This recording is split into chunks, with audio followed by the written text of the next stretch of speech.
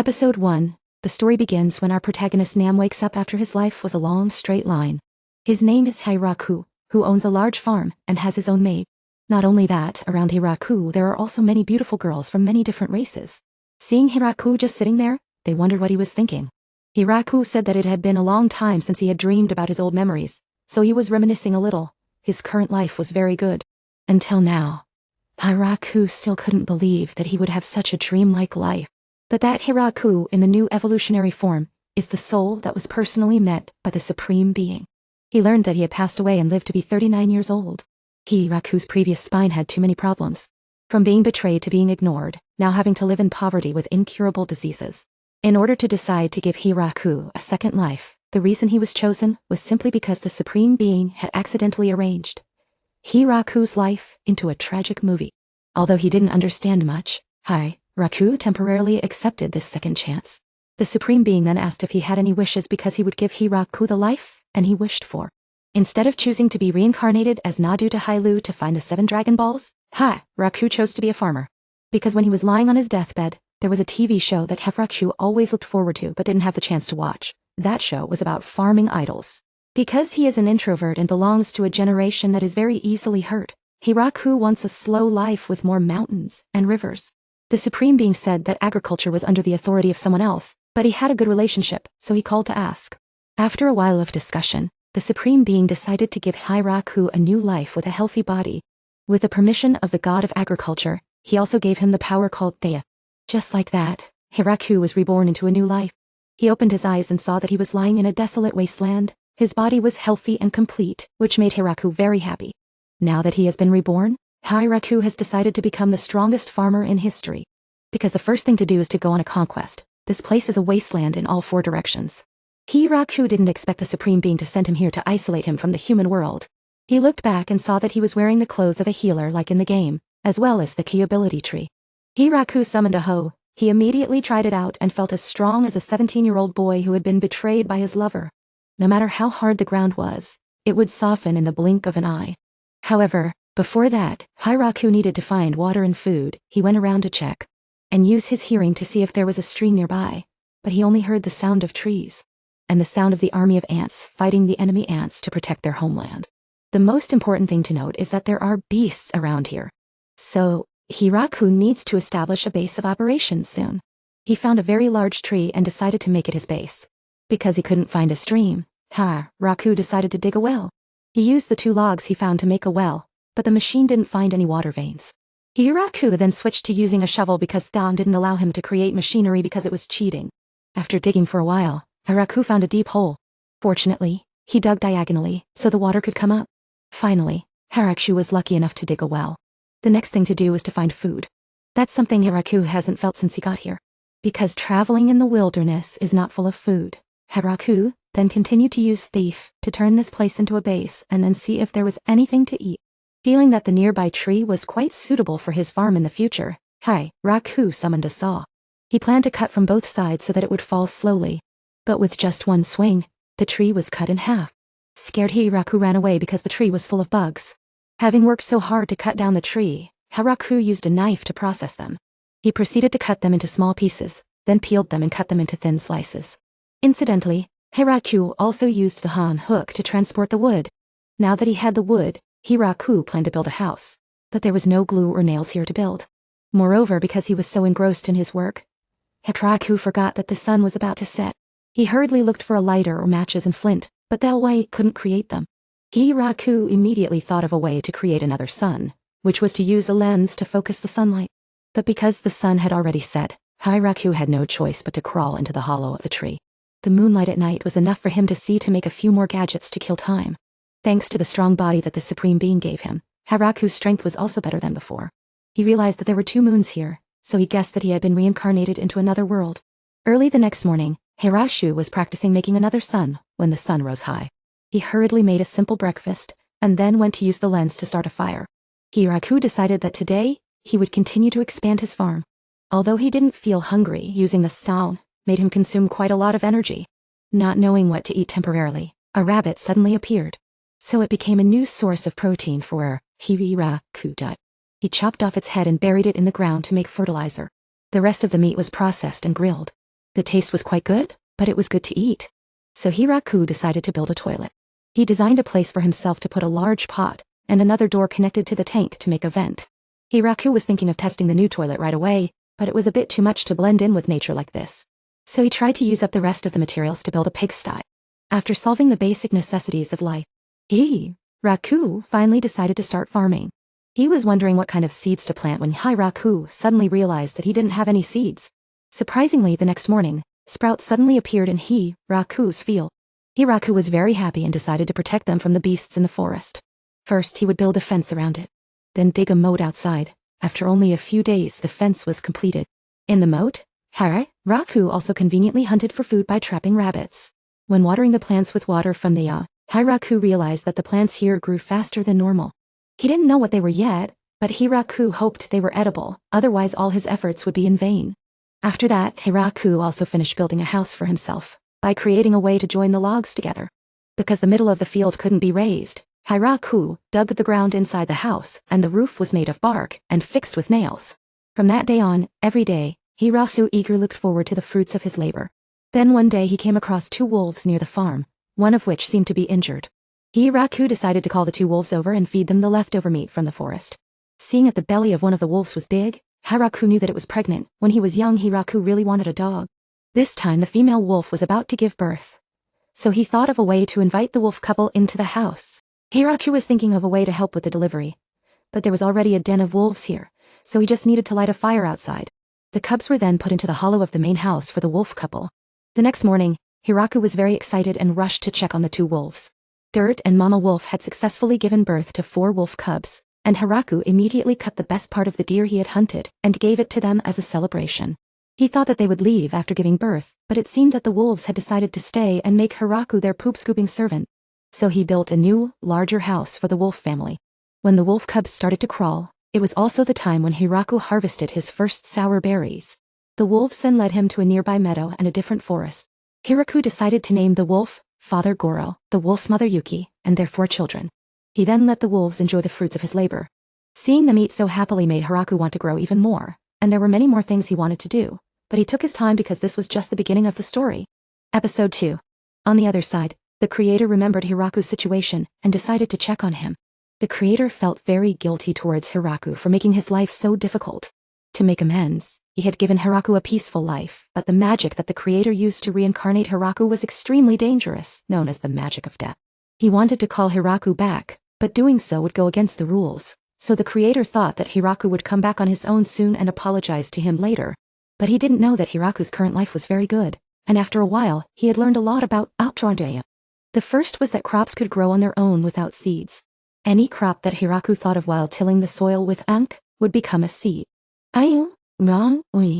As for the rotten potatoes, if they were exposed to sunlight and turned color, they would become poisonous. So Hiraku covered all the discarded potatoes with soil. Hiraku had learned his lesson from wasting so many rotten potatoes. In addition, he decided to carve a statue and set up an altar to the creator. There was also a statue of the god of agriculture to thank them, and everything was still quite primitive. The food consisted of rabbit meat and wild vegetables cooked over a fire, and it was very bland because there were no spices. The wolves didn't complain at all. Hiraku then decided to try growing fruit trees. If he succeeded, he would be the owner of an entire orchard, and he would play tricks on the wolves with the fruit. While the wolves were chasing after the fruit, he suddenly realized that these wolves were all magical. In addition to being pets, the wolves could also become a map so that Hiraku could move around the forest without getting lost. It wasn't perfect, but since the work was quite time-consuming, he built a temporary toilet first to relieve himself. A moment later, Hiraku had built a cart for Goro to ride in, making it easier for him to move around the forest.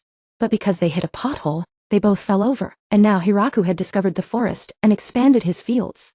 He was very interested in rapeseed because it could be used to make rapeseed oil, and rice could be used to make sake, and the sugar beets could be used to make sweets. So before he knew it, winter was approaching, and Hiraku felt lonely again. He wanted to find a way to fight the cold, but the giant snow monster smelled too bad, so Hiraku had to collect firewood to keep warm. He also had to collect food, and at this time, Goro called him over because he had found a giant black spider. The spider showed its talent for spinning thread by making a scarf for Hiraku, so he agreed to let it build a nest in a large tree in the yard. The spider's favorite food was potatoes, and Hiraku's clothing problem was solved because the spider could process rabbit fur. With the addition of cloth, Hiraku's house looked much more civilized. He named the spider Zabuton, and when winter came, Hiraku's farm was covered in snow. Fortunately, he had prepared everything, and the wolves huddled together for warmth, while the spider Zabuton went into hibernation. Hiraku was all alone, roasting potatoes and eating them, and at the same time, he felt his heart grow cold in the freezing winter. At this rate, he would forget how to talk to others, but soon the cold passed and spring began. Hiraku's cooking had become more varied, and the wolf cubs had also changed a lot, and they began to enter the forest one after another to live independently, unlike their mother, who was a parasite. However, the next day, the wolves came back and even brought their mates, forcing Hiraku to feed their entire family. What surprised him most was that Zabuton had become a single mother after a while. As there were more and more mouths to feed in the house, Hiraku had to work harder to expand his fields. Suddenly Zabuton barked in alarm, and Goro quickly pulled him into the forest with him. When they arrived, Hiraku saw a girl being chased by a group of wolves. Hiraku felt sorry for her because those wolves were magical. Seeing the wolves and Hiraku surrounding her, she hurriedly called out to Hiraku. He realized that they could communicate, so he used his clothes to cover her. Unexpectedly, the girl suddenly bit Hiraku and sucked his blood, and she immediately grew larger and wore a black cloth. However, Goro suddenly rushed forward and attacked the girl with the other wolves, forcing her to return to her original form. Hiraku wanted to ask her what was going on, but she asked him to order the animals away from her, and then she would tell him the whole story. According to her, their meeting was completely coincidental. The girl needed his blood to regain her strength. The reason she was attacked by the wolves was because she had offended an evil sorcerer who had cast a curse on her. Hiraku felt a little guilty because he had accidentally helped the other side. So he agreed to let the girl suck his blood again to recover. She immediately bit him and regained her strength.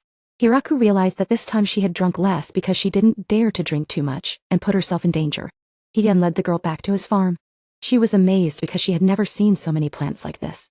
Hiraku hurriedly introduced her to the sour berries and even picked one for her to try. She took a bite and loved the taste. Hiraku then took her to see the other crops he had grown. They worked together and had a fun day harvesting them. In the evening, he realized that she could use magic, and her name was Yu. She was a witch. Yu seemed to be studying herbs. The reason she came to this forest was because she had a disagreement with a sorcerer, because he wanted to take over her research. Yu had run away and was being pursued, so she was looking for a place to hide until things calmed down. Unexpectedly, this forest was not as dangerous as rumored. Seeing that Hiraku was completely unaware of the information about this forest made Yu very surprised. She was very curious about the magic he used because she had never seen it before. Hiraku himself felt that today was a day full of surprises. Because such an opportunity would not come again, he asked Yu if she would like to live here if she didn't mind. Yu also wanted to stay for a while to do some research. However, Hiraku wanted to live with Yu as a couple. Yu immediately blushed because this was no different from flirting with someone else's daughter. Hiraku ignored all the reasons she gave because living here alone made him feel very lonely. After a moment of hesitation, Yu felt that this was a bit too sudden. She agreed to stay here, but they had only just met, so it was difficult to go any further. Hiraku said that he was a bit too hasty and that he just wanted her to live here with him.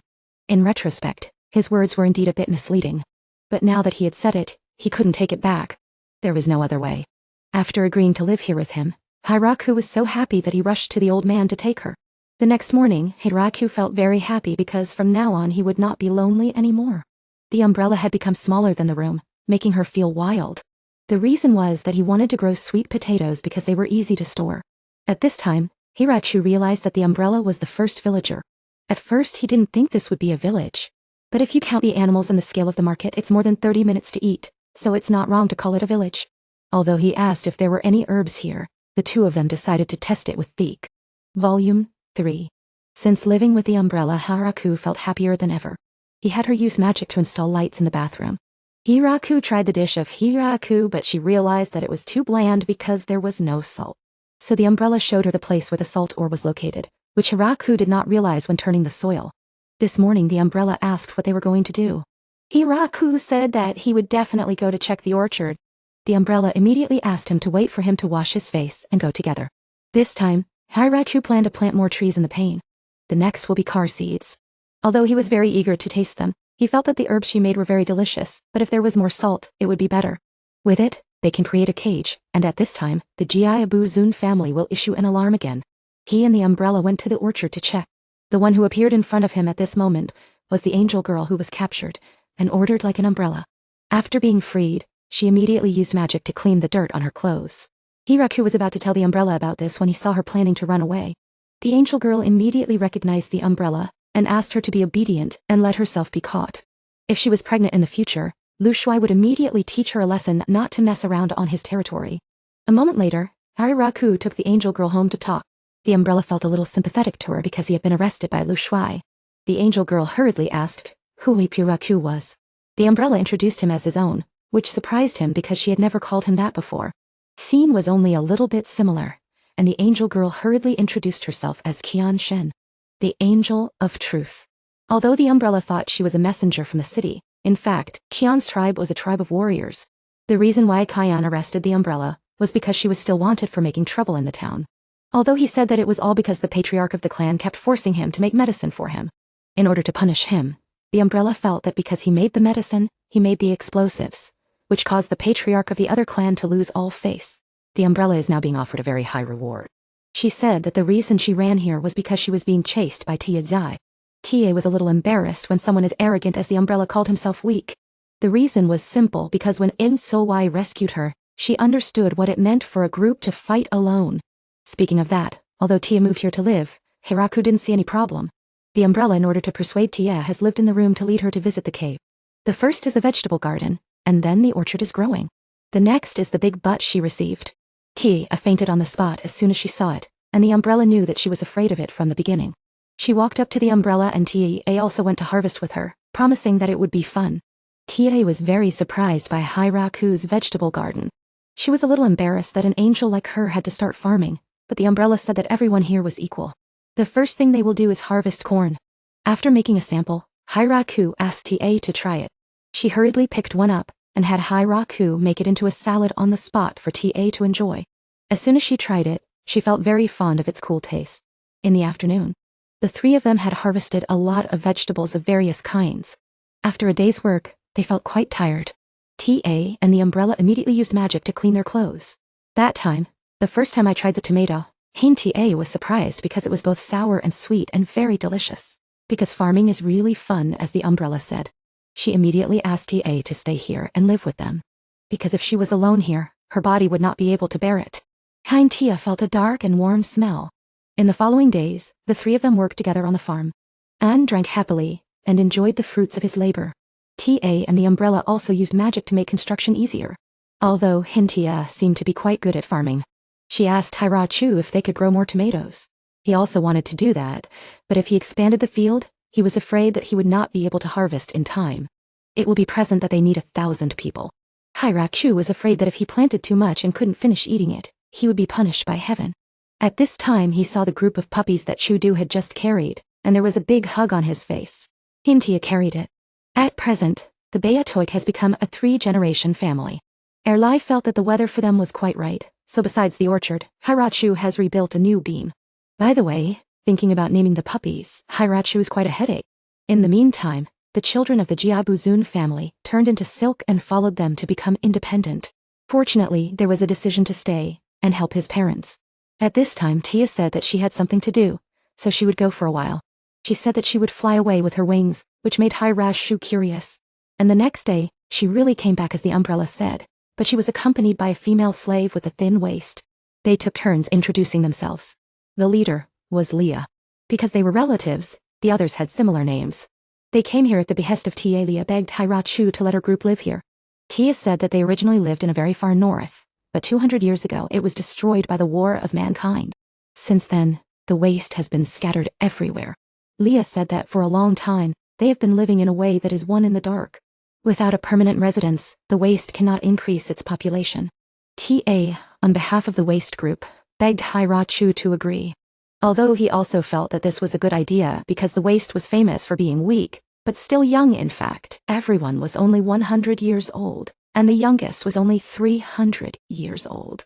Hiraku didn't care too much, as long as everyone lived and worked and replaced his 2 pillars. Leah hurriedly asked where they would live, although he did not answer in a hurry, but went to introduce her to the Jiabutan family to scare everyone. The next is the wolf pack of Chudu, which made the whole waste unconscious. Due to the sudden increase in the number of people, Hiraku decided to make a new place to live. Because Leah's waste group wanted to live together, he would build a big house. The first step was to dig a moat and then build specialized houses such as maternity hospitals and the like.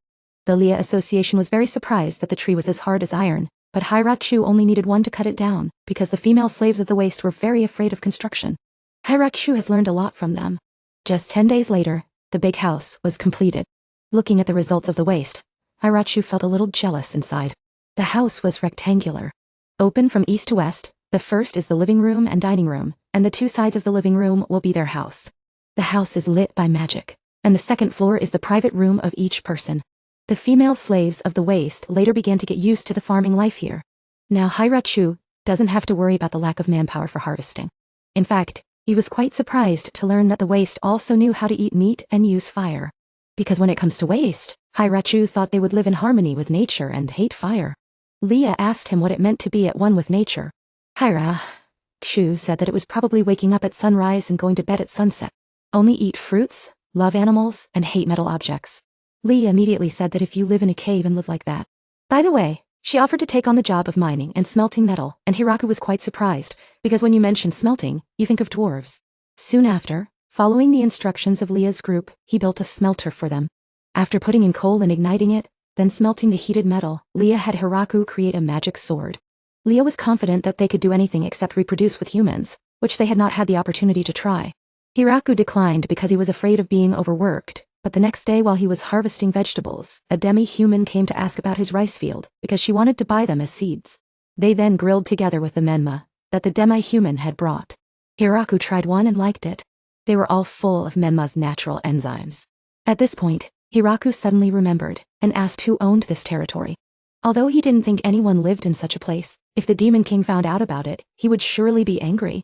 Hiraku was immediately worried that the Demon King would be angry, because he had cultivated and built a house here without permission. Although he asked if he could suffer any punishment, if Hiraku had done it himself, then this was his territory. That's it. The beastmen, the demi-human, and Leah talked privately about Hiraku. They were very dissatisfied with Hiraku's self-sufficient vegetable garden, and the fact that he had tamed a hellhound and taken in a demon. In particular, the vegetables he grew were unusually good. Tia laughed because Hiraku's knowledge of this world was quite limited. Leah also conveniently mentioned that he had misunderstood the way of life of the demi-humans. All three of them thought that Hiraku was really too naive. On the other side, Hiraku suddenly remembered that he had not yet built an aqueduct, so he planned to ask Leah's group tomorrow. Volume 4. Today, Hiraku was planning to go to work on the mine when the Goblin Chief came looking for him. The Goblin Chief had caught a princess. Hiraku thought this was the Goblin Chief's dinner, as a sacrificial offering to the princess. After being informed by the Goblin Chief, Hiraku built a cage for the princess in his orchard. In just 10 days he had completed a large cage. By the way, only the princess was large, while the goblin craftsmen were tiny. Hiraku was wondering when a meat-eating Tia would come to ask about it, but she was immediately burned by the princess, so he then built a cage with Leah. Hiraku's plan was to bring water here, but he was too busy with this. He still didn't know what kind of aqueduct he would build. Speaking of aqueducts, Hiraku's first choice was to use stone. But Leah thought it would be difficult to find enough stone here. If it was made of wood, the water would leak a lot. Hiraku decided to use agricultural tools, and harden the soil to make it like concrete. The excess soil from digging the reservoir was used to fill in the hardened soil. The demi-humans then set to work on building the aqueduct. Hiraku concentrated on reinforcing the joints. Thanks to everyone's hard work, he completed the aqueduct sooner than expected. The reservoir was already full of water. This made it much easier to get water for the fields. Since they were drawing water from below, they were lucky enough to find fish as well. There was even a big one that Hiraku planned to eat. He had to cut it into 3 pieces and grill it. Although he and everyone else were very curious about whether the fish down here were edible, Hiraku invited everyone to try it after he finished grilling it. But they made him taste it first because it might be poisonous. Hiraku tried it and found it very tasty. Although he and Tia were still hesitant, they tried it. Unexpectedly, it tasted better than they thought. The other demi-humans wanted to eat it too, so all the fish they caught were gone. When they caught more, Hiraku planned to preserve them. After Hiraku experimented in the test patty, he had rice. So he decided to make a rice patty. Hiraku imitated the rice patties in the Principality of Tu, and Leah was surprised. He then opened the water gate to flood the newly plowed field. Hiraku asked Leah's group to help him plant the rice seedlings in rows. In this way, planting the rice was very efficient. As for pest control, the goblins took care of it. Soon the rice was ripe, and when it was time to harvest, Hiraku instructed them on how to cut the rice. Thanks to the large number of people, it was finished in no time. Hiraku then spread out the newly harvested rice to dry and remove the moisture. Fortunately, he had a lot of knowledge from watching TV toy. The next job after drying the rice was to thresh it. Hiraku quickly made an old-fashioned threshing machine that he had seen in a museum. With just one stroke, the rice grains were easily separated from the chaff. Next, he used a winnowing basket to remove all the leaves and dust, and then pounded the rice to remove the husks and polish the rice. Although he and Tia felt that rice farming was a lot of work, the rice grains made Hiraku feel that it was worth it. In order to eat them, he decided to teach everyone how to cook rice. At first, he had to use a high heat, and when it started to boil, he turned down the heat. And especially from then on, he was not allowed to open the lid. He used magic to light the fire, but Tia told him to use a small fire and not to burn anything. The demi-humans were very curious about what it would turn into. After Hiraku saw that the rice was cooked, he scooped out a bowl. Tia and the demi-humans tasted it and found it delicious. There was also a filling inside, and Leah felt that the effort had not been wasted at all. Hiraku was about to enjoy the fruits of his labor when there was only one grain of rice left, but everyone was happy because it was delicious. In the following days, they decided to plant more rice paddies. As if by magic, the demi-humans were able to clean their clothes and bodies from the mud while working very quickly. At times like this, Hiraku just wanted to take a bath. Anyway, since there was an aqueduct, he decided to build a hot spring bath. It would include a water heater, a bathtub to hold the hot water, and if possible, a shower area and a changing room. Leah thought it would be enough to just bathe in the river, but what about in the cold winter months? Anyway, Hiraku was very eager to complete the hot spring bath, much to his delight. Everyone started working on it, digging up soil to make bricks. The water was taken from the aqueduct, and the most important part was the bathtub. Although it was big enough for several people, Hiraku wanted to make it as big as possible. The progress was so fast that it surprised Tia, but Hiraku was worried if the water would be okay after it was used and drained. Tia suggested using slimes. They are natural cleaners that can eat waste and animal carcasses. Hiraku thought that these things could be harmful to adventurers, but Tia told him not to worry. She was going to catch some and bring them to Hiraku. Sure enough, they looked harmless, and the goblins and Goblin Chief didn't even want to touch them. So Hiraku released the slimes and let them filter the water. Tia said that they could be put under the toilet to clean it as well. Later, when Hiraku was preparing to boil water, he found mushrooms. Ever since he came to this ruin, he had avoided eating them because he was afraid they were poisonous, but many others said that anything could be eaten if it was prepared properly. So Hiraku decided to try using the chute to grow the types of mushrooms he knew. It wasn't until evening that he came back to finish preparing the hot spring bath. Hiraku instructed everyone on how to use the bathroom, but Tia asked if he could demonstrate. So Hiraku had to go through the steps of taking a bath and using the hot spring bath properly, much to the delight of many of the girls. It had been a long time since he had been able to soak in a bath, which made him extremely comfortable. When he was alive, Hiraku could only lie in bed, so he had never been able to soak in a bath like this. When he snapped out of his reverie, he saw that everyone was already laughing and had naturally jumped into the bath together. Tia also found it very economical, saving the trouble of having to boil water twice. Hiraku was bathing and soaking in a hot spring with a full face mask. He had built a house for himself, but the others refused to live there because they were jealous. The next morning, Hiraku realized that the mushrooms he had planted had grown, so he decided to cook them. Then, he brought 5 more women to the house. The leader of the group was Lafa, and the others had names that started with the letter LA. Leah said that they wanted to settle down there. They had been wandering for 200 years, and had not seen each other. Hiraku told them that they could live there if they wanted. Leah decided to rebuild Hiraku's house, while they were building a new one for the Lafa group. She encouraged everyone to work together. She also asked them to gather as many supplies as possible for the tribe, which made Hiraku happy. At that moment, he realized that his harem had grown again. When he had first met Hiraku, he had no name, and was called Dog. Since then, Hiraku had always lived alone. He had never lost to any other beast until he was defeated by the love demon, who had taken his wife. He was not confident that he could lead a large family. One day, he encountered a giant bear. Fortunately, the bear was full and spared the lives of Hiraku and his wife. They were badly injured, so they came to this hot spring to avoid the bear and met Hiraku. He felt the power emanating from the world tree that Hiraku had planted. He thought he was going to become a tree monster, but Hiraku took care of them. Seeing that Hiraku could hunt a huge amount of food, he submitted and did not dare to rebel. He considered Hiraku to be the master who would feed his family. He even named his children and fed them delicious food, although it was actually just leftovers that Hiraku did not know how to cook. Soon his family grew larger and so did Hiraku's harem. The only thing that worried him was that Hiraku did not seem to know that he was a stone golem. The creatures of the world feared him, but he thought it was okay because all he cared about now was Hiraku. Volume 5. A few days later, Hiraku's house was completed. He looked at it and thought it was huge. Leah had been the one who had constantly directed Hiraku's work. Tia and Dua had been in charge of the design and felt that Hiraku's house had to be the biggest. The interior was very spacious, and had a similar layout to the Leah group's house. The entrance was on the left, Hiraku's room was on the right, and the dining room was in the middle. There was also a kitchen in the corner of the house, and an outdoor grill. There was a large basement that was perfect for storing food. Tia and Dua also had their own rooms, as they had wished. Hiraku wondered what the room next to his was for. But when he opened the door and saw a large bed, he pretended not to have seen anything. What Hiraku liked most was that he could see the world tree from his room. Leah said that if he noticed anything unusual, he should tell them, and they would fix it right away. He also made a statue of the stone golem, and placed it in front of the house to make it look nice.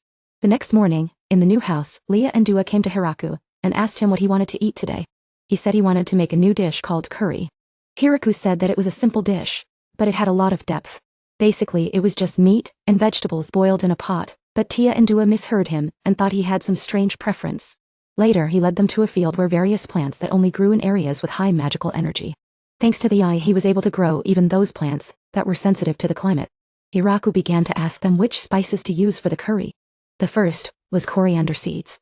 They were fragrant because when they bloomed, the remaining seeds would become a spice. Dua thought the smell was very unique. The next was turmeric.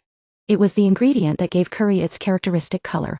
To dry the turmeric, Hiraku had Tia and Dua use magic. Next were coriander seeds and parsley. The stone golems were watching, so Hiraku gave them some to try, and they disappeared. Tia and Dua immediately became interested in the plant that could change the taste of food. Finally, Hiraku added black pepper and chili peppers. Now he had all the spices he needed for the curry. He set up a table and began cooking it outside. This time, only Leah helped Hiraku because Tia and Dua were busy researching. First, Hiraku put a layer of oil in a pan and heated it up. Then he added the rabbit meat and stirred it. While it was cooking, they ground the spices together. When the meat was browned, he added the ground spices and cooked it until the meat was tender. At this point, Hiraku suddenly remembered that he had forgotten to make naan bread. He calculated the number of people and started making the dough. It was supposed to be baked in an oven, but Hiraku improvised and cooked it on the back of the pan. After Tia and Dua finished researching the parsley plant, they saw Hiraku and the other golems watching something. The smell of the food made Tia feel hungry. After finishing the naan bread, the curry was also ready. That day, Hiraku served the curry with naan bread. He showed them how to use the bread to scoop up the curry. Everyone tried it and was amazed by its rich flavor. The more they ate, the more delicious it became. Hiraku thought they were just praising him to make him happy, but to his surprise, everyone went back for more. He had to remind them to leave some for him. The stone golems, who had been watching from a distance, ran away as soon as they smelled the food, because it did not agree with them. Soon, all the curry was gone. But seeing everyone enjoy it made Hiraku very happy. The cold season was approaching again. Hiraku decided to prepare as much as possible before the snow fell by stockpiling food. When it got too cold, the bhutan would go into hibernation, so he brought it a lot of hay. Hiraku also asked it to make more beds. The Leah group started to weave and make small tools. Tia and Dua used magic to smoke and preserve food because it was difficult to hunt in the winter, so they had to store more. Hiraku was thinking about how to preserve the stone golems. He made containers for them and covered them with cloth. Then, he would put ice in them to create a natural refrigerator. Seeing that Dua was using magic very skillfully, Hiraku tried to imitate her but failed. Leah taught him how to use intermediate-level magic. If he did not learn properly, he would never become a magic user. Hiraku thought it was simple because he had seen them use it so much. Leah said that Tia's magic was quite complex. Hiraku felt that everyone was very talented and worthy of respect, while he only knew how to farm and cook. Leah thought that he was the most talented of all. In a short amount of time, he had been able to build a home there. Hiraku was the only one who had been able to do that since they had arrived. Soon, winter came and snow covered the entire field. Since they spent a lot of time indoors, Hiraku made some games to entertain them. The first was Othello. He also made a chessboard and a go board. He showed everyone how to play Othello. There were two armies, black and white. The pieces that were sandwiched in between would become your own pieces. When the board was full, the side with the most pieces would win. Dua wondered what was so interesting about such a simple game. Tia said that it was simple but it required a lot of strategy. Seeing that Hiraku understood quickly, Dua challenged him to a game. Tia had been waiting for someone to challenge her, so she agreed. After playing for a while, Dua had already lost. She immediately reset the board and played again. Unexpectedly, Tia knew the wrong magic to restore everything to its original state. But even after continuing, Hai went out to see that this side was too tense and immediately went to Tia's place. Unexpectedly, here was even more unique than the plains.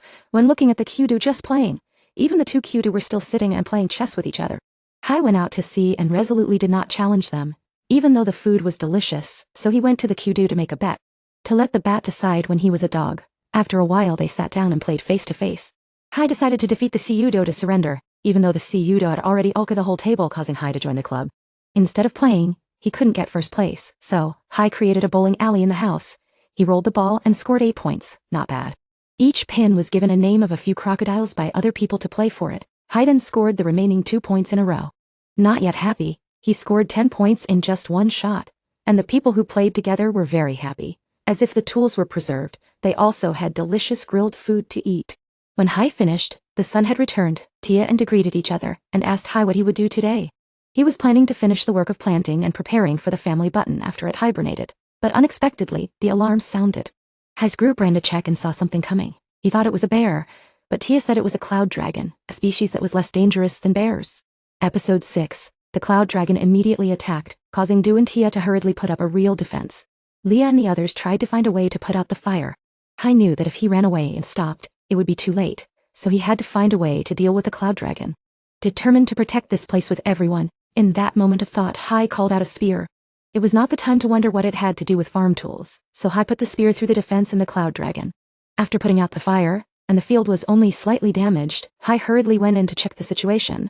They had successfully defeated the cloud dragon, but he asked if there were many of these dragons, even though Du said that it was very rare to be this big. It is possible that someone sent this cloud dragon here. Tia thought not, because if so, this cloud dragon would not be alone. Hai didn't care much about that, but was just curious if this one could be eaten. It turned out that the cloud dragon was rumored to be very delicious. A previous king wanted to taste it, so he had to send an army to catch it. I heard that the dragon's meat was not seen, but only a whole army was grilled and cooked. Hai then took the thigh meat of the cloud dragon and grilled it evenly. The breast meat was wrapped in lotus leaves and steamed. The dragon meat was stewed with vegetables. Du and Leah were very surprised because Hai and his meat could be kept away from it. The taste was not to be discussed about its deliciousness, even though Du asked Tia at that time if she could have stopped his spear. Tia said that she could stop the meat, but she couldn't stop the attack this morning. It seemed that they were dizzy when the kudu turned around. Hai thought they wanted more food, but in fact, both of them were grateful for the land because they were still alive here. At the great demon king's palace, the news of the cloud dragon being defeated made the 4 heavenly kings Bedeo, Jadan and Jialat, found it hard to believe. Jadan was terrified because the cloud kingdom was in trouble and then met a strong opponent. Bedeo was trying to find a way to stabilize the people's hearts when Jadan suddenly resigned from the position of fake king. This dragon asked his subordinate Gudetsi what if each of Hai's spears was aimed at him. He firmly stated that the fake king would not be able to stand up, so they should not provoke the opponent. At this time, Hai felt that the meat of the cloud dragon was as delicious as rumored, but there was still something missing. Seeing that the rice was cooked, he decided to make rice wine, even though this world also had it, so everyone was very enthusiastic about harvesting. Now all that was left was to study the fermentation, so Hai created a large vat for the rice girls to climb up the small trees. He will be in charge of filling the water that the girls have made. Hai instructed everyone to hold on to the vat and go around in circles without buying. Just as he was about to remind them to be careful, Tia immediately fell and knocked down a few small fruits. She suggested that there should be a more effective way for them to walk in rhythm, so the girls said that they often sang when they worked in their village. The others immediately sang and got into the rhythm to make rice wine. It was so much fun that even Du invited Hai to join in, and it wasn't until the afternoon that all the rice was finished. Now they just need to wait for the rice in the shell to ferment. They made a little too much, up to 16 barrels, but Du thought it was all for drinking, so it would probably be gone. Meanwhile, the god of agriculture was suffering from the agriculture of the world, because it was full of evil spirits like Hai and the dead. A place only for punishing sinners, and the spear he used was a copy of the holy spear. Normally it would suck the life force of the user, not to mention playing. But Hai was given a strong body, otherwise it would have been over a long time ago. What made the goddess of agriculture most angry was that she didn't know why Hai carved her statue into an old man. The god of heaven was scolded by his daughter for being too indulgent. At this time, the family button came to report again. This time Hai found a little girl. They found out that it was Piang Loza, Du's acquaintance, and when they entered the house, the little girl was talking bad about Tia and was overheard by her. It is known that Fesh Loza is Du's cousin, and belongs to the same family. Hai invited her to stay here for a while. Feyoza complained about how her sister's life in the Io village was, and was immediately scolded by the Shidu. Du told Fonanite about the achievements of the master of the wolf prison, and his defeat of the cloud dragon with his sister. Hinfeng Loza hurriedly apologized for looking down on Heidi. But in fact, at this time he just found out that the Ciu was a wolf prison, and was very surprised that it could still breathe fire. I was there to apologize for the Ciu incident, and Feng Loza was afraid that Hai would give her a big meal. Shiyoza found the food very delicious and asked about the side dishes. Hai said that this soup would be delicious if it had soy sauce. But Fenloza didn't understand anything he said. The boy immediately turned on the research mode to write a report on them. After getting an interesting research topic, PF Fenloza left the next morning. She will definitely bring soy sauce and miso to this land, and a month later, she returned. She even brought many maids. The representative among them was Anne. Hai told her that she didn't need to be so polite and asked about the servants they brought. Knowing that they could give milk, he was overjoyed because he could make butter and milk. At this time, Tia, after a while of checking the population, realized that she was the only angel here. She gave Hai a space outside for a while and sure enough, Hai returned to Tia with all his subordinates. The first were 3 angels including Mazia, Kogeo and Kozune Dotao. The next was the representative of the Godland Saga, who had prepared a chicken that could lay eggs as a gift. Fayoza's maids helped with the cleaning. They belong to the Owani family and are very professional in their work. Hai realized that the people of this world cooked very simply, so he taught them more ways to make the food more delicious. To thank them, they made grilled meat with herbs according to the way Hai taught them to eat. As for Tia, she instructed the 3 angels to help with the cleaning and the farm room. The human servants helped with the transportation of materials. Hai asked Zaga to carry a towel on his hand so that he could be easily recognized because the human servants all looked the same. Hai was feeling that the number of villagers had increased too much when Leah came and said that her other servants had gathered here. All of them were women because there were almost no men in the Iyo village. Leah was very important because it only needed to increase its population. Hiraku immediately wished them luck without knowing that his 2 testicles were in danger. But the next day he called the representatives of the tribes to meet him. Today Hiraku had something he wanted to announce, which was to give a name to this place. Because the size and number of its inhabitants had increased like a large village, he wanted to use his money to give it a name as soon as possible. The maid into thought about the name of the village and Hiraku thought it was a good idea, but when he found out that the village had the name of the village of the dead, he stopped. Old Bhutan pointed to the door leading to the base of the large tree. Thanks to that, Hiraku decided to name the village Taidu, which means the village of the great tree. So everyone lit a fire together and Hiraku announced the name Taidu to everyone. To celebrate this occasion, he decided to organize a celebration. The indispensable thing was the first rice cooked by them, and the people immediately agreed to call Hiraku the village chief. They all felt that no one was more deserving than him, so Hiraku decided to take on this position. Everyone celebrated together, and then went to sleep. Ta, who was in charge of the household, let Hiraku sleep in her room, and until now, he still thought it was just a beautiful dream.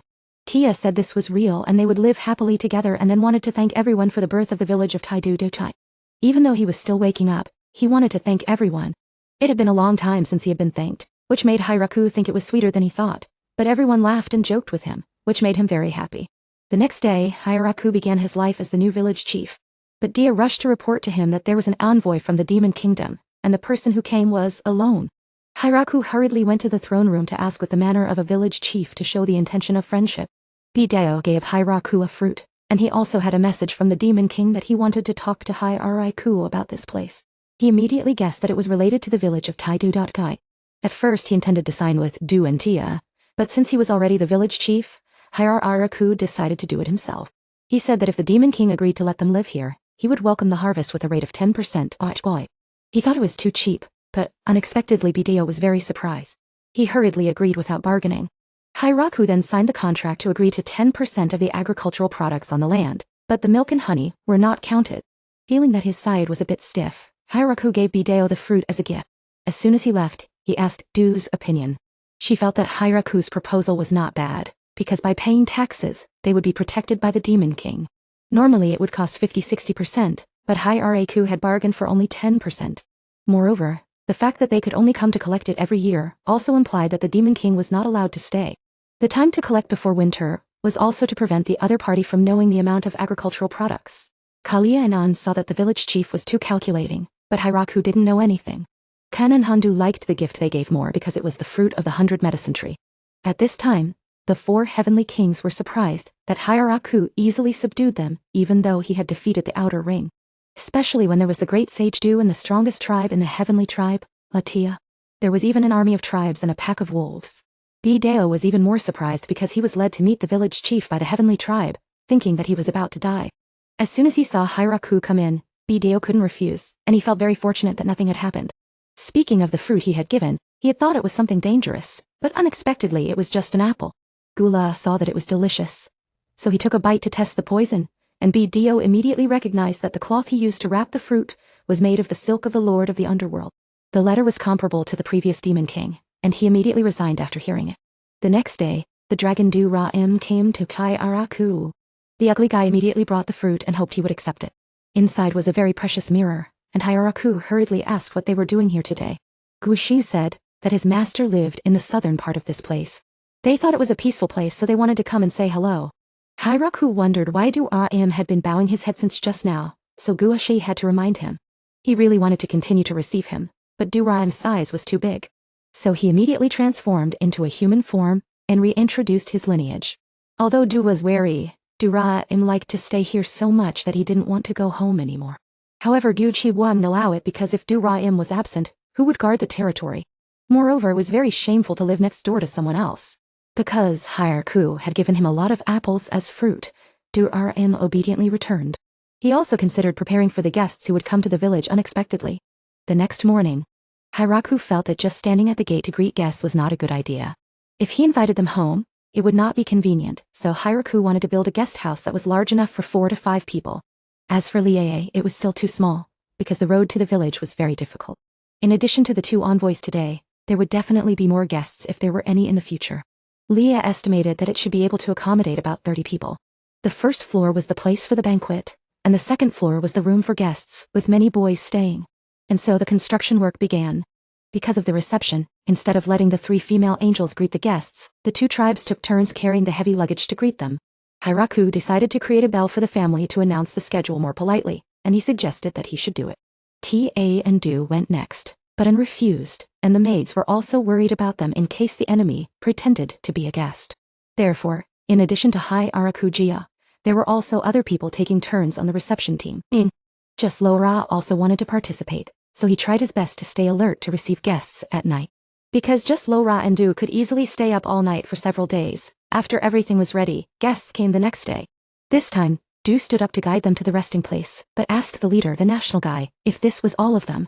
Because she and the wolf group had discovered a few other people following behind. After talking, Du agreed to let everyone in this time, but warned them not to play tricks or they would be fed to the wolves. In the living room, the maid group had already fascinated the orcs, but when the guests settled down, the Tia group closed the door. Because if they came to make trouble, they had to bring gifts, and considering that the group of orcs had also arranged for more people to ambush them, they had to be even more vigilant. Tia said that the Amazia group had discovered them, but they did not think it was a threat, so they would let them go for now. However, when he came out, Hiraku was a little disappointed because the reception of these guests was somewhat worse than before. He said that if he came empty-handed, that's all he could do. Even the gifts he had prepared were rejected, and when Hiraku looked at the others, he felt that he had lost face. Tia and Du were very angry with him for daring to offer gifts. After all, they had come all this way, so before deciding whether they were spies or not, Hiraku wanted to treat them well. He came over to ask what the sacred village that the orcs came from was like. He said that it was founded 1,000 years ago, but it was probably just a legend. The entire small village of about 100 orcs had become the sacred village, and most of them were orcs who mainly lived by hunting and mining. At the same time, they traded with the human villages on the other side of the river, but there had been many accidents recently, so the trade had been suspended. So while looking for new partners, they found this village of Taidu. Gut said that he had heard about Hijiako's village from a subordinate of the Demon King. Another person felt that if they just stayed because of the delicious food, the reason they had arranged for 9 people to ambush them was because it was their first time here, and they were very nervous. If anything happened, someone could run back to the village to report the news. After confirming that the orcs had no malicious intentions, Hijiako came forward to negotiate with Gut. Since the Howling village had no currency and neither did the Taidu, they could only barter goods. Gut asked if the chicken soup he had could reach the Ping village, as it was difficult to get there, let alone transport goods. Jiagako thought about using the wolves as transport. He agreed, and asked what Gut wanted to exchange. He said that he had mineral products, hides, silverware, and crystal. In addition, they wanted food in return. Thus, the trade price between the 2 villages was established. The next day, Gut said that his village had no customs and had not prepared anything. He figured that since they were a poor village, they could not prepare much anyway. Jikako said that giving was not about the amount, but about the sentiment. After Idolo, Tia was chosen to lead the Howling village's delegation. It usually took 10 days to get there, but Dazaim agreed to exchange it for a barrel of reserves for everyone to take. After the first visit, he often came to visit, and brought many weapons and jewelry as gifts. Dazaim reminded Jigako to prepare plenty of reserves. In the Howling village, the orcs were waiting to see Tia's group. The next day, she returned and said that the goods had been exchanged. At first, everyone was suspicious, so Tia had to use the secret technique to taste it as Jigako had instructed, in order to smell them. Design was disappointed because his barrel of reserves had also been sold. Jigako promised that he would be fine tonight and would support him until he could pay the price. Tia said that the chief of the Howling Village asked if Jigako could allow some of their people to settle here, about 20 people. They were all female orcs? When Jigako heard this, he felt that his village was losing its gender balance. Since his own 2 balls would explode, he suggested that there should be at least 2 male orcs accompanying them. The next day the group of female orcs, led by Tsine, came to thank Jiga Company. She had prepared herself in case she encountered a full-scale war, but Jigako had politely allowed them to live here temporarily. Once they got used to life here, they could freely choose to leave or stay. Jigako asked where the male orcs were, but it turned out that they were 3 young orcs who did not know what else they could do. They were just hanging around. Jigako then asked the group of orcs to have the old maid guide them. They felt very comfortable, but there was only one problem. They were all incontinent when they encountered sadness. The next day, the 3 young orcs were playing with the sacrificial altar. Fortunately, Xena used it in time. Jigako immediately asked if only the altar could not be used. Aina saw that everyone could use it, even the orcs or a bear, which made Jigako doubt his life. Xena told him not to be sad, but the author made it so that he would know later. Just then, a commotion broke out. Machio came back to report that the spirit bear and the bloodthirsty bear were fighting in the northern area. If they did not save them, the entire village would be destroyed. Jigako was only concerned about whether they were edible. Machio said that people called them bears, but of course, he did not know what they tasted like. When he saw the bear and the bear fighting, Jigako told Machio to go down and fly over to make a path for them to call both of them. When everyone saw Jigako take down such a powerful beast, they were very impressed. He asked how he planned to cook it. Jigako immediately started to process it and added many spices. He added some reserves to make it smell good, but the taste was still too bland. Then, the bloodthirsty bear's meat was crispy on the outside. This time it tasted like dead chicken. Not bad, but still lacking something. A moment later, Jigako went to the Loza pharmacy and said that he wanted to create a universal condiment to make a new kind of spice. He wondered if there was any medicine that could kill harmful organisms. Loza immediately gave him a red bottle and said that 1 dose would make his soul fly away. Seeing that it was too strong, he switched to a light-colored bottle and said that it should be diluted with water. He hurriedly asked the little girl about the research on MSG, but the project was still in its early stages. He even accidentally created an explosive potion the next morning. The chickens had laid eggs, so Jigako beat them up and added some vinegar made from apples. He beat them until they became smooth and created this sauce. Now, his crispy bear dish was perfect. Loza loved it so much that he ate it all the time. Jigako then boiled some soybeans and used an electric grinder to squeeze them tightly with a cloth. Finally, he let it ferment in a cellar for a few months to make soy sauce. At this time, Dushin came to report that they had guests. They were dwarves led by a man named Donoban. They had heard that this village had very delicious reserves, so they came to try them.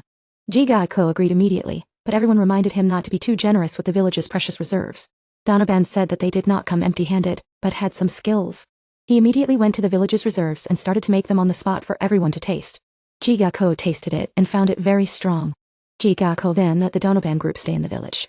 He held a welcome banquet for the group of orcs and dwarves who had come to settle in this village. Everyone felt that the dipping sauce was very suitable as a snack. Jang Duo came out and wanted to perform, but Gudopoichi immediately dragged his master away. Donoban thanked Jigako for taking them in. After thinking about it, he asked if there were any more adult males here. Donoban said that they were very beautiful, but he was not interested in young girls. Donoban's wife was a beautiful woman with a good figure. The next morning, Jigako was working in the fields when he spotted a dragon flying towards him. He was about to throw a spear, when suddenly Duo came out and sucked the dragon in. Another one appeared out of nowhere. Jigako thought that his friend had been attacked, so he hurriedly threw a spear, but it missed. He was about to throw it again when Guguepshi stopped him. He said that the 2 dragons were Duo's wife and daughter. The daughter's name was Jiati, and the mother's name was Jichiata. The thing was that Duo often brought the 2 of them here to drink, so he was suspected of having an affair with someone. He even took many things from the treasury, and did not return until morning. Duo came to brag that this was a matter of diplomacy. It was a big issue, so his wife and daughter would not understand. But under his wife's suspicious gaze, he finally confessed. He swore that he had not cheated. Jigako apologized for attacking Jiata and her daughter. Duo said that it was just a misunderstanding, and asked Jiati to apologize. Jiati was so angry that she wanted to burn down the entire village, so she felt very guilty. Jiata wanted to break Jiati's legs and teach her a lesson. Just when everyone thought that everything was fine, Duo was banned from going out at night to drink. Jiako then bid farewell to Duo. In fact, he also wanted his wife to understand that there were people who could overpower them in this village. Jiati was really an orphan, no joke. Fortunately, Jiabutan knew her in advance and managed to save her life. Jia Ta asked her daughter to live here for a while. It sounded like she was leaving Jiati to Jigako, but in reality, she wanted her daughter to find a good husband and bring him back to her clan. Jigako then agreed to let Jiati stay. She was very outgoing and was arranged to work with the XNA group. However, because of her great strength, Jiati was sometimes a little reckless. She even liked to play like a child. The worrying thing was that since she had arrived, the wolves had started to become restless. Even the cows and chickens were so scared that they stopped giving milk and laying eggs. Usually, Duo would come, but he had been banned for 1,000 years, so no one could do anything. Bai Jiao then came to the village and was extremely surprised to see that Jiati was the one in charge of diplomacy with him this time. He turned pale and said that he wanted to get some reserves, but since they were out, Jiati suggested switching to oil. Bai Jiao was so surprised that he agreed to whatever she suggested and did not even bother to check the goods. When he returned to his country, the Heavenly King group immediately asked him about the situation. The spy was discovered, so the traitor had no choice but to return home to see his daughter, Fo Lao Dem. He asked her to quietly investigate the military, and Fo Lao Dem was very confident in herself and accepted. She felt that the quiet village was just a facade, but it could develop into a dangerous place, which was really strange. Jiati then came forward to take over for Fo Lao Dem, because Bai Jiao had reported that his daughter had come to stay. Fo Lao Dem immediately realized that she was a descendant of a famous family, so she was very hesitant. Jiati then forced the other party to go on a tour together, even though Fo Lao Dem wondered why this descendant of the same family appeared here. At this time, Ma Zia came to report that there was a spy from the Huling coming, so Jiati had to leave. Fo Lao Dem saw this as an opportunity for her to investigate the military of the village. She saw that there were many orcs gathered here, but the country could still hold on. What was worrying was that the two great clans and the city guards were present here. There were even rumors of the Yao clan, who were said to be kidnappers who tortured their victims. Seeing the prison wolves and the giant crabs made her even more nervous, and Fo Lao Dem's confidence was completely lost. She wondered how the village chief was so fearless. As soon as she saw Hiraku, she wondered what an ordinary person was doing here, and why he didn't pay attention to her. When she heard Jati say that Hiraku was the village chief, Fo Lao Dem was shocked. Fearing that she had been disrespectful to the wrong person, she worked very hard and was very polite whenever she met Hiraku. Episode 9. Back to the story of the monsters that Teiyu brought back. They have grown into colorful monsters. Haitsuya didn't care because they were harmless, but one of them had drunk a whole barrel of wine. This made everyone very angry, and decided to punish it, so the first monster trial was held. They wanted to burn the monster, but Hiraku suggested that it be imprisoned for a while. Fo Lao Dem thought that it was just a monster, so even if it was punished, it wouldn't know if it had made a mistake. So the monster was sentenced and continued its drunken life. Autumn had arrived, bringing with it a faster hunger. It would be a waste to eat hot pot during this season. Hiraku wished he had some seafood. Leah immediately asked what they were. He mentioned seafood and sea creatures. Du immediately asked Fo Lao Dem to investigate if there were any records of them. Everyone had a hunch that they must be something extremely terrifying. Fo Lao Dem said that there was a coastal town called Sasatu in the kingdom of Dayan. They traded a lot of seafood there. Everyone immediately divided up the tasks to make the seafood hot pot. The next morning, they set off immediately. The next day, Fo Lao Dem and Jiati brought Mr. Mikao, the owner of a trade guild in Sasatu, back here. He brought a lot of seafood from his town. As for the sea creatures that Hiraku mentioned, unfortunately, the fishermen often threw them away. Mikao promised to collect more and send them to him after drying them. He had 3 purposes for coming here this time. The first was to thank Hiraku for buying his goods. The second was to propose a long-term cooperation agreement. The third was to have the opportunity to become a merchant here. Mikao realized that the agricultural products here were very attractive.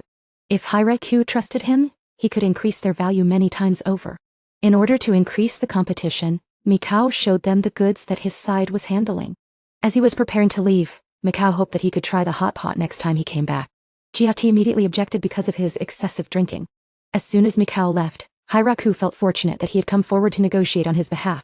Mikao didn't seem to have any intention of deceiving them. At this time, Mikao seemed calm on the outside, but on the inside he wanted to trade. Going back to 3 days ago, Mikao was originally the head of the largest trade guild in town. His subordinates told him that a group of people wanted to meet him in person to discuss something. When Mikao heard that they were bringing agricultural products, he planned to let someone else receive them, but he hesitated. because his intuition told him that this was a big business. The person who wanted to see him was Fo Lozai, the daughter of Bei Diao. She was accompanied by Jia Ti, and a famous swordsman. Machio immediately felt that there were too many hidden meanings in this business, but he couldn't refuse them. The two of them hurriedly introduced the goods they wanted to trade to Machio. Machio thought that it must be a protection racket from some of the gangs in the movie. But when he opened the cloth, he was surprised to see apples. This famous fruit could be sold for a high price, and there were even many other delicious things. Machio immediately decided that this business was his bargaining chip, and he also had whatever kind of seafood he needed. Machio immediately ordered his subordinates to serve the group and wanted to deliver the goods himself. But when he saw the place he had to go to, Machio regretted it very much. The first time he used the hot pot, and saw the Dorame family made him scared to death. It was even more terrifying to meet all the colorful characters in the village. At this time Machio was very glad that he had completed the biggest deal of his life. On the other side, Hiraku had finished cooking the seafood hot pot that everyone was looking forward to. The next day another monster came to the village. This made Hiraku wonder if the Magaya group was too bored. The monster's fire-breathing skills were very good, and its defense was quite high, so Hiraku aimed at its wings and made the monster fall like a meteor. He immediately went to check and found that the monster had transformed into a human form. Darim immediately appeared and explained that the young girl's eyes were the key to her transformation. Her name was Hakozen, and the reason she came here was because she heard that the village chief was very good at growing plants. Hearing that the village chief was very strong, Hakozen admired him. Darim knew that his sister was just being childish, because she was still young, while the village chief was about to get married. Hiraku couldn't let her get away with the crime of disturbing the village chief and affecting others, so he made Hakozen repair the damage. The two sisters, Darim, ate and drank comfortably, and treated this place as their own home, which made the village chief have to apologize to him because he was embarrassed. Hakozen said that she heard that there was a very fun game called Face to Face here, so she wanted to try it. She asked him to play with her and asked what they would bet on. Hiraku immediately asked what they should bet on for fun. He thought for a while, and remembered the game of guessing the door. The crowd immediately agreed because the monsters were not afraid of anything, and fought bravely under tremendous pressure. Hiraku was confident, but he didn't expect that this move would not work, because he was currently stripped naked. He thought that it was possible that the others had used their eyesight to cheat, but how could they not know if they had just stripped? Finally, he had a chance to win, but Hiraku's decisive move was not unanimous, so he made a reckless move and was beaten by all three monsters. So, Hiraku didn't even have his underpants left. On the other side, the Heavenly King heard the news that Long Hakuzan was in Langtae-do, so he was worried and sent out his troops, because that was enough military power to overthrow a country. However, the king was only concerned about why his daughter had not been happy lately. After thinking for a while, he thought that they should prepare countermeasures and forces, but the traitor had already resigned and disappeared. Meanwhile, Hakuzan in Langtae-do was responsible for opening a school for the children in order to stay. In fact, she was quite lazy and liked to complain a lot. Hiraku asked Hakuzan to dig a hole and then fill it up again to practice the army's tactics. Only then did he make her pick up the chalk and teach her with the intention of training young talents so that she could continue her transformation.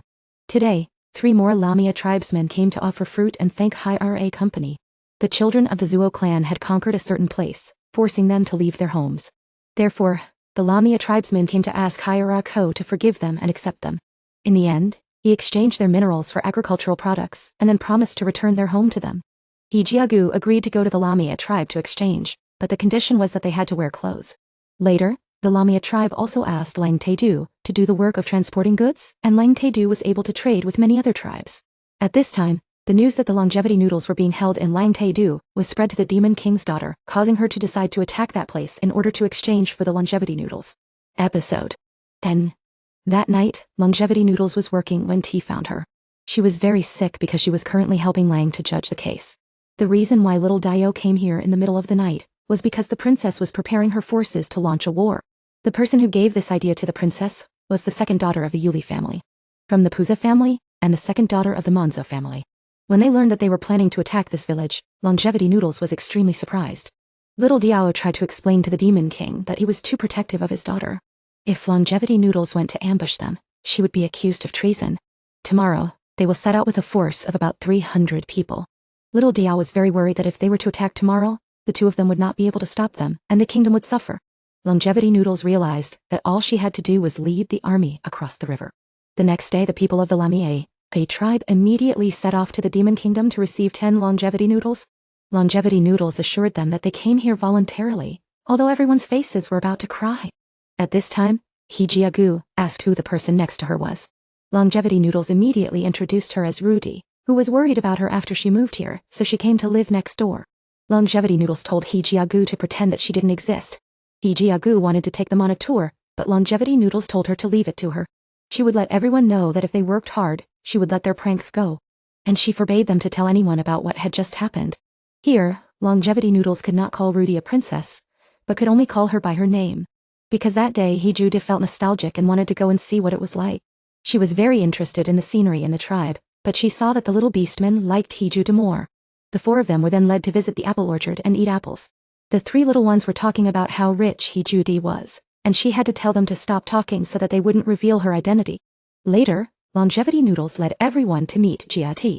The three little ones saw that they were nobles, and could not stay in this village, so they tried to find a way to escape, but when they saw the prison wolf, they were scared to death. The next morning when they woke up and saw the task, they fainted again. They immediately became serious and worked hard, not daring to run away anymore. But with the three of them, Longevity Noodles' easy work was solved more easily. Judy saw that Longevity Noodles could pet a little prison wolf, and she was worried, because a wolf entering the city was enough to cause a great disaster.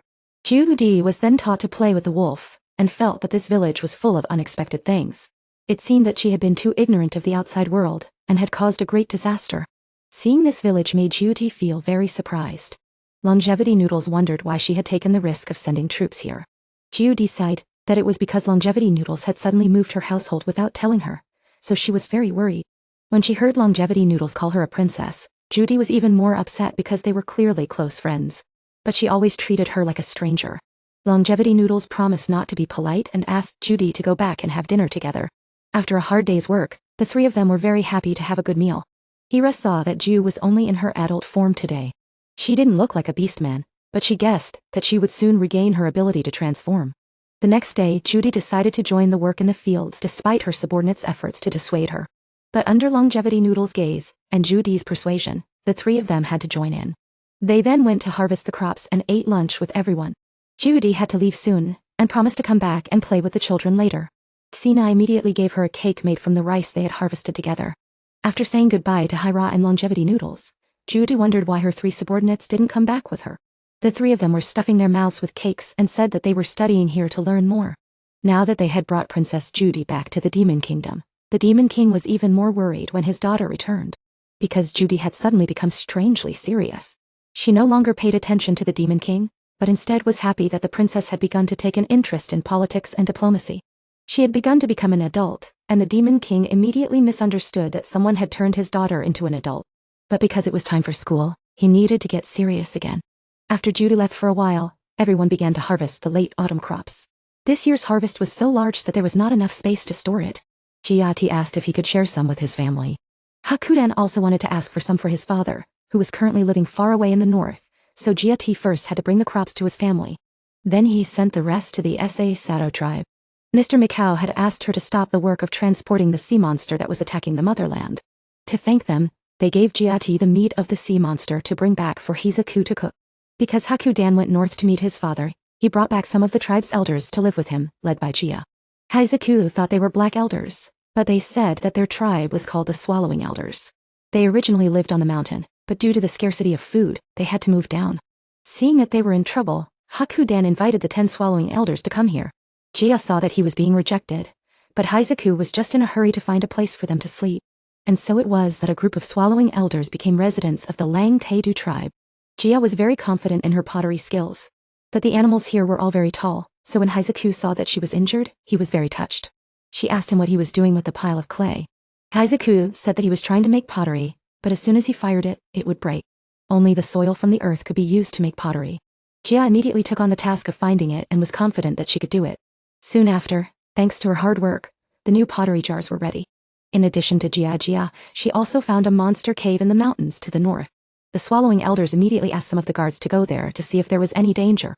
In the meantime, the bathhouse was completed. Hizaku thought he could finally take a comfortable bath, but he forgot about the little bandits. Outside, the 3 guards who had been captured were wandering around the bathhouse. They said that they were just going to wash their backs to please the chief, but Longevity Noodles had already called the police. Soon after, the group of guards returned and demanded that they immediately destroy the new cave because they had found a bloodthirsty beast inside. Its blood was essential to the Swallowing tribe. Gia heard that it had the effect of increasing fertility, and one person would be happy with 2 people. Speaking of which, she thought of the scene of marrying Hisaku, but he said that they should postpone it because his 2 balls were still growing. Soon, winter came again. Hisaku heard that Yu was not feeling well, so he went to visit her. She said that she was just a little tired and nauseous. After hearing that she also had a craving for sour food, Xena and Tia guessed that she had good news. Episode 11. This morning was like any other morning, except that Hisaku had gotten up earlier. When he found out that Yu was pregnant, the whole village was surprised. Only she was the calmest. Hisaku started a new day of work by going to see how the work was going. He no longer had to get up early because the maids were all trying to welcome Hisaku, so they stayed up all night to clean. She then reported to Hisaku that because she was not careful, the elephant had entered the house the day before and eaten a whole barrel of rice. Because of that, it was very embarrassing to eat, so I had to work 100 times harder. After a while, everyone had breakfast together. Because of work and the fact that the dining room was a bit cramped, we had to divide into 3 shifts to eat breakfast. At this time, Hisaku turned to the noodle soup and saw that she was doing something. The maid was very busy yesterday, so now her eyes were about to pop out. After Hisaku's group had breakfast, it was the maid's turn, and finally the rest of the people. Only the 2 maids were still sleeping. In particular, Hisaku had realized that the 3 beautiful maids were very serious when working, but in their daily lives they were extremely careless. They didn't do anything at home. The laundry was done by the 3 beautiful maids, but they tried very hard to keep the attic safe. After saying goodbye to the beasts in the morning, Hisaku started to work. Suddenly he discovered that the black caterpillars were eating the leaves of the trees. Fortunately, they were the children of the Bhutan family, so there was no significant damage. To kill the caterpillars, Hisaku used a bottle of pesticide, which also had the effect of fertilizing the trees. Because the fields were now open, his care became more difficult. But when he looked back at the farm that was developing right now, Hisaku felt very happy. At lunchtime he sat down to eat in the field with everyone. Thinking back to the past, everyone didn't even have the habit of eating 2 meals a day because they had never eaten such meals before. If they were given too much to eat, they would worry about the next day, or, like the group, they would not have enough to eat. Now they don't have to worry about food anymore, and there is always plenty of food. Sometimes Tia even takes the surplus to Machio to sell. After lunch, Hisaku continued to work. Because there were more people now, the work was not as hard. In addition, since he had always grown food before, he also planted flowers because there were many butterflies. In addition to farming, Hisaku also made handicrafts for the people in the village. Although he didn't have much experience making all-purpose tools, Hisaku needed them all that day. Hisaku took the opportunity to go and watch everyone practice military tactics. Although this was not very necessary, it was better to be prepared for the evil forces outside. The maids, especially the food, were very diligent because they knew that eating too much delicious food would make them gain weight, and they would not be able to fit into their maid uniforms. When Hisaku heard this, he also worried that he would become a fat lord and tried to exercise. But he couldn't do it, so he felt bored. He immediately gave Hisaku a whip to practice. But with the help of the gods, he could easily do it. By the time it was dark, the day's work was over. That night, Hisaku was served a new dish by the maid, which was stewed meat with honey. He hurriedly asked if it was safe to eat, and she said she was only 20% sure. But she still brought it to serve because she didn't want to waste the ingredients, so Hisaku had to eat all the food so as not to disappoint the maids. But then he realized that there was still someone who ate this dish very calmly. He thought that not everyone's tastes were the same. At this time, Falau saw and noticed that he had a letter from Xu Extent. She wanted to eat more apples, and wanted the Bhutan family to make her a new dress. Falau apologized on her behalf because she thought the request was a bit selfish, but Hisaku happily agreed. After dinner, he went to the bathroom to enjoy himself, because the men's bathroom was always reserved, so sometimes if he was slow, he would be able to bathe with the beautiful women. After taking a bath, the next time was for Hisaku to rest. But he felt very uneasy because the girls were constantly contacting each other to follow him. When he entered the room, he still felt as if he was being watched, so he pretended to be in danger. So the reconnaissance team came out and was exposed. Although a little uncomfortable, Hisaku still felt very happy in his heart. He was really lucky. He thanked the gods for giving him this life, and then went to sleep in the maid's house. The dwarves of Mr. Dunoban were working very hard and diligently. Hisaku thought that they would be bored every day, but everyone was very serious about their work. Because Dunoban thought that if they built it, they would never have to worry about their family going hungry. Even the standard for selecting trees was very strict. If any of them were not good enough, they would be put in a corner to be used for fruit later. Their diligence made Hisaku admire them. Dunoban also said that they wanted Hisaku to increase the amount of food by 3 times, so that they could devote themselves to their work. Hisaku was thinking about what to do when he suddenly heard a villager in the village. He ran to the place and saw a man kneeling in front of his statue of the gods. The angel girls and the Bhutan family were also shocked when they saw him. When he arrived, he realized that it was his ancestor. When he asked, he found out that he was the ancestor of the macadamia family, and his name was Vanzi. Although he was the ancestor, Vanzi was very surprised. According to him, this was very rare because the macadamia family usually only had many family members when they married the owner. When he learned that he was now 4,000 years old and still as beautiful as an 18-year-old, Hiraku was very surprised. Vanzi revealed that in order to live long, he had to erase part of his memory in order to prevent his brain from overloading with data. This sounded a bit scary, but if you tried it, you would get used to it. Vanzi apologized for entering the village without permission. He had originally come to say hello, but he was attracted by the statue of the gods. As the first macadamia, Vanzi had also seen the gods when he was born. But because he had erased his memory many times, he could not remember what the face of the gods looked like. When he saw the statue of Hiraku, Vanzi was very interested. Hiraku could tell that he liked it very much, but it was the property of the village, so he could not give it to him. Vanzi was very disappointed, so Hiraku promised to make him a new statue, although he didn't know if Vanzi would agree. He kept thanking him over and over again, and the visit ended. He immediately said goodbye to his mother and children, and expressed his gratitude to Hiraku for the statue. Vanzi then went to a church 5 years later, and the current head of the church was very happy that he had returned. Vanzi said that there would be big changes here. He wanted to place the statue behind him in the main hall. The current head of the church wondered why, because if he did, he would have to remove their most sacred statue. But when he saw the statue of the gods made by Hiraku, he understood. The head of the church wanted to honor the person who made it, but Vanzi said that he was not interested in that. He would remember him and the village forever, in his heart. Then Vanzi sent a piano to the village as a gift, but the Hiraku refused to accept the gift for the statue. Everyone decided to put the piano in the village's dining hall.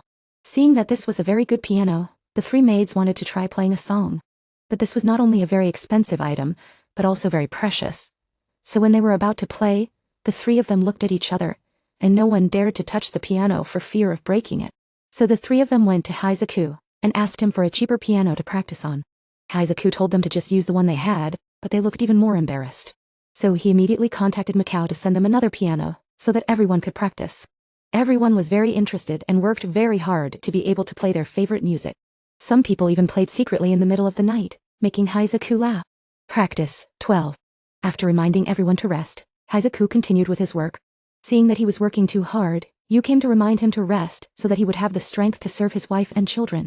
Even though she used magic to create a stone chair for Hiraku, she was really a considerate wife. Hiraku was worried when he saw that Yu was pregnant and still exercising, but she said that she had been exercising so that her body would not get weak. Among the maids there was one who had been a midwife with a wealth of experience. Hiraku and everyone else wondered what it would be like to be a surrogate mother. Anyone who was curious could contact her, and she would answer their questions. To get back to the main story, even though being a surrogate mother was like carrying 2 lumps of muscle, what made her sad was that she couldn't drink alcohol during this time. So the next morning, the Marzaya group went to Hiraku on behalf of Tia to make a request. The magic students wanted to sell all of their stored alcohol, because everyone wanted to abstain from alcohol for a while to support the surrogate mother. But when they thought about all the delicious food that they wouldn't be able to enjoy without alcohol, no one could bear the thought.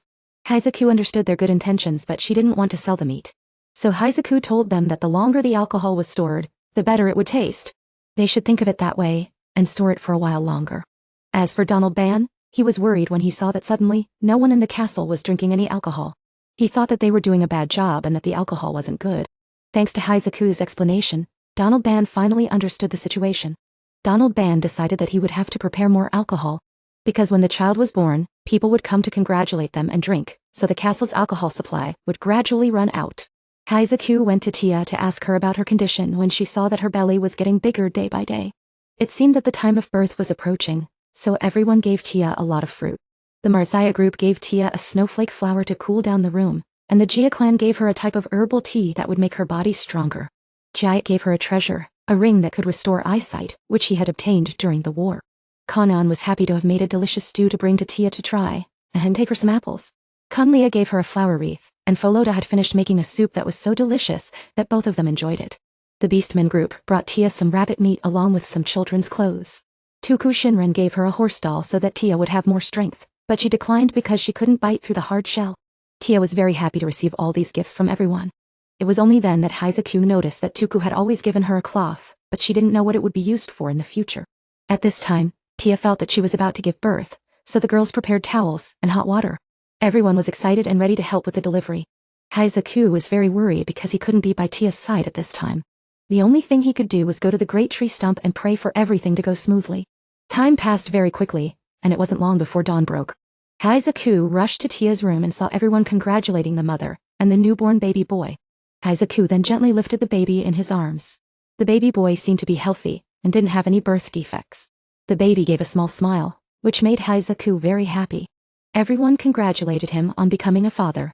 Haizaku only hoped that the baby boy would grow up healthy and strong, and wouldn't suffer from any illnesses like he did in his past life. Tia held his hand and said that the two of them would raise him together. At this time the baby suddenly started to cry, which made Haizaku panic. A week later, he named his son Aofa at Tia's suggestion. The baby would belong to the Beastman clan. Haizaku recalled everything that had happened since he came to this world. He had once thought that living in a new world would make him lonely and sad. But he had met so many people who made his life more and more joyful. Haizaku had not only become a clan leader but now also a father. He decided that he had to do something to repay everyone's kindness. The next day, Haizaku called everyone to the living room to announce that he would be adding a new system to the castle. It was a system of reward coins. When the girls asked him about it, he said that these coins would be awarded to those who had made significant contributions to the castle. They could use these coins to exchange for things they liked or trade with others. Tia, who was like a treasure hunter, said that the castle should have had a currency system a long time ago. Because now all the food would be handed over to Haizaku, and he would distribute it equally to everyone. If anyone wanted something, they would have to go to Haizaku, which was quite inconvenient. In particular, the value of different foods was not the same in everyone's opinion, so it was necessary to convert them into currency in order to trade them. After listening to this, Foloda understood very quickly because she had used currency before. Kanjayat, Tia and the other members of the Beastman clan had just learned about currency because their clan only used gold to bathe and decorate themselves. Haizaku thought that if he distributed food directly, it would cause chaos, so he would use reward coins to experiment first. So every member of the castle was given a reward coin. These coins could not be counterfeited because they were created by Haizaku himself. Soon after, everyone used these coins to exchange for different things from the castle store. But sometimes there were things that the castle needed that Haizaku couldn't exchange for. For example, a Beastman girl asked him if she could have a baby. Because it would be illegal to do so, Haizaku exchanged it for a day of playing with the castle members. Not long after, a celebration was held to congratulate Tia on her successful birth. Everyone was happy because they had abstained from alcohol for a while, so they drank a lot that night. Only Tia couldn't drink because she was busy breastfeeding. At this time, Donald Ban brought a special barrel of alcohol that had been reserved for this occasion. It turned out that the cloth he had given her the other day was for this day. Haizaku and Tia opened the lid of the alcohol barrel together. For some reason, Haizaku felt like he was cutting a cake to celebrate in his previous world. Everyone then had a lot of fun together. Donald Ban wanted to raise a glass to congratulate them, but Tia couldn't drink yet. So he suggested that they divide the barrel of alcohol into smaller barrels so that Tia could drink it later. One barrel would be kept until Aofa was old enough to drink. Haizaku was very much looking forward to the day when he could drink with his son. Foloda found the baby so cute that she wanted to take him home and raise him as her own son. The next day, at the Demon King's castle, the Demon King received news that a baby boy had been born in the castle. The Heavenly King of Alcohol realized that he had been too careless with his words before. The Heavenly King of Alcohol proposed to marry his princess to the baby, but there was no way that the Demon King would let his daughter marry a demon. As for the Merchant King, he wanted to prepare a perfect gift to maintain a long-term relationship with Haizaku.